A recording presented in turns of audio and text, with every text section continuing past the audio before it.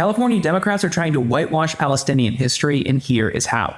In 2021, Democrats passed a law in California that required ethnic studies be part of a school curriculum. It's a requirement for graduation. Now, what's in that curriculum is under attack. A group of California Democrats have teamed up with the Jewish Public Affairs Committee of California, a lobbying group. They're now trying to pass a law that restricts what can be taught in schools as it relates to Israel and Palestine. And while this plan already has people concerned, look no further than comments made by one of the bill's supporters. During a webinar on this bill, State Senator Josh Becker said that we all know that the UN created Israel, and there was no Palestine before that. And wouldn't you know, those specific remarks were cut from the final version that were uploaded to YouTube. And this isn't just a handful of state legislators. 31 Democrats in the California state legislature are all behind this bill. The origin of this bill actually goes back a couple of years. Santa Ana Unified School District in Orange County had 2 world history ethnic studies courses that briefly touched on Israel and Palestine. It also included content about the Nakba and settlements. Pro-Israel organizations were upset by this, and eventually that school district was sued by the ADL.